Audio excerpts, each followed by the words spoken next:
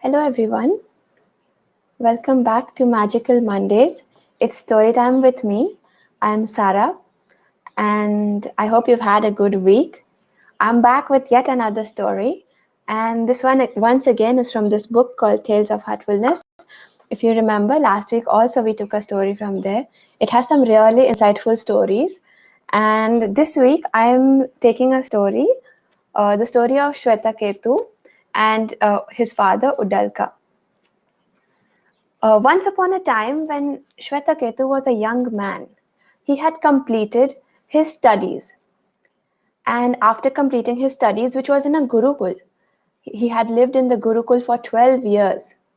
He came back home to his father, Uddalaka. And Uddalaka also ran a Gurukul.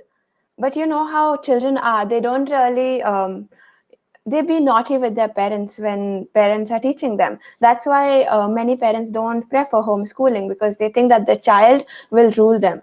So the same way, Uddalaka didn't admit him in his Gurukul, but he sent him away. And when he came back, he saw, he asked Shvetaketu, he was so proud of him, and he asked him that, how was your education, my son? What did you learn? And Shvetaketu said, oh, I have learnt everything that there was to learn. And Uddalaka saw that his son had had some arrogance built up in him. And he had to do something about this, because this was not right attitude. So he asked his son that, son, you have learnt everything. Shvetaketu said, yes, I've learnt everything. So Uddalaka said, okay, have you learnt how to perceive the imperceivable, the imperceptible? Shvetaketu was puzzled. How can someone learn that? What is not perceived is not perceived. How can I learn that? So Uddalaka said, but you have learnt everything, you just said so. And he continued looking confused. He said, okay, father, you tell me about it. So Uddalaka asks him to bring the branch of a tree. So he brings a small branch, and the sap from the branch where it was broken is still dripping. So Uddalaka says that, see, the sap of this is still dripping. Do you think that this means that all the life force is going out of this? So this branch is dying, but is the tree dying? Shvetaketu said, no, it's not dying. He says, but see, if this life-giving sap comes out of all the branches, you break all the branches, don't you think that the tree will die? Shvetaketu said, okay, I understand. So there is something more for me to learn. So he felt this respect growing for his father. And as he was wondering about this phenomenon, he saw a group of men who were passing by. And he saw that they were carrying someone who is dead on their shoulders. They were taking him to the cremation ground. So Uddalaka took this opportunity to explain to him that, see, the man is dead, but life hasn't died. Shvetaketu wondered why his father is talking in such puzzled terms. Why is he, speaking in riddles? So he said, Father, what do you mean? I just did not understand this.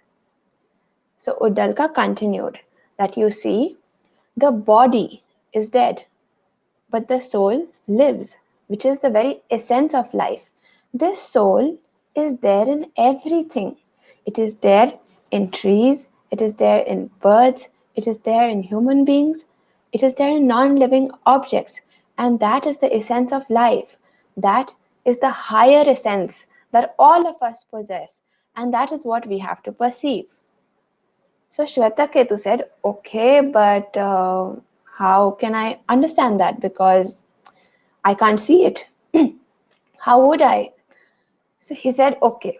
Uddalaka said, now do one thing. I'm going to explain this phenomenon to you.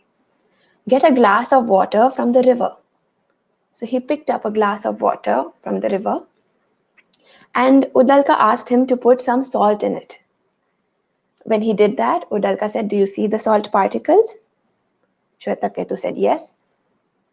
So he put the glass on the table, And Uddalaka said, now we'll see it in the morning tomorrow. Let's go to sleep. So in the morning, when both of them woke up, Uddalaka said, go and look at the glass. So Shvetaketu again picked up the glass, and Uddalaka asked him that, do you see the salt particles now? Shvetaketu said, no, they've dissolved. So Uddalaka said, okay, now I want you to take a sip from the very top of the glass. So he put a spoon, he tasted it. And Uddalaka asked, how does it taste? Shvetaketu said, salty.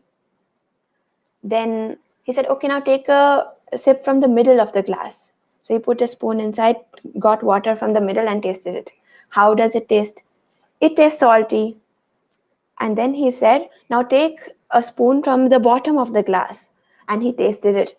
And he asked, how does it taste? Shvetaketu said, it tastes salty. So he says, do you see that you can't see the salt, but the salty taste is there throughout the glass, from the top to the bottom. Any sip that you take, it will be salty. And that is the same thing with this higher essence that I am talking about. You can't see it, but it is there everywhere. It is omnipresent. It is what makes rivers flow. It is what makes dogs run. It is what makes human beings' heart beat. It is what makes the snow go on top of the mountain. It is what makes the water cycle run for it to rain. So this is the imperceivable, the imperceptible. This is what we have to work towards. This is knowledge that we have to gather. And this can only be through experience. So, my son, I encourage you to go within yourself to find this, because you have mastered the external arts, you have mastered philosophy, warfare, you have mastered statesmanship. But this thing, no scriptures can teach you. It is something that you can learn with your experience. And Shvetaketu was so grateful to his father that he, taught him something like this, some very important life skills. And he thanked his father, and he became a great sage himself in his later life. So this story, it it is a very important story. It teaches a lot of lessons. One lesson which is right in front is humility, of course. Shvetaketu thought he had mastered all the arts and all that there is to master, but there is still something that is beyond us. And for us in life, we should never think that if our education is complete, if you are in first standard, if you're in second standard, you'll go beyond it. You'll go to third, you'll go to fourth. So there is something to learn. Even after we finish college, learning isn't over. Life is a learning journey. It's a process of learning. It's in itself. And of course, it gives some very funny suggestions, like we don't really teach children at home. We don't really do homeschooling for them, because they take advantage of us. They'll say, no mama, no papa, not today, we're not going to study.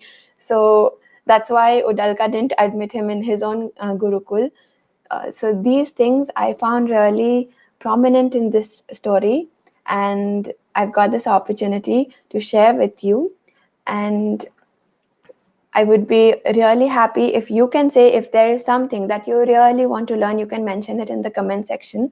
For example, I really want to learn the violin, and I'm waiting for that inner inspiration to come for me to learn the violin. Right now, it hasn't come yet. And I know when it comes, I'll really go at it and I'll learn it properly. If I start right now, I'll give up half-heartedly. So if there is something like that that you want to learn, you can share it in the comment section here. And I hope to see you next week, and have a good week. If you want to see more of my stories, you can go on to my channel, which is youtube.com Sara Stories. And if you wish to read this book, this wonderful book, it is there on hfnlife.com, the online store. It's also available at Books and More, the bookstore at Kanha. And some regional language links like hfn.link slash TOH English and hfn.link slash TOH Hindi. So we'll be pasting all these links in the comments section, and we'll see you next week.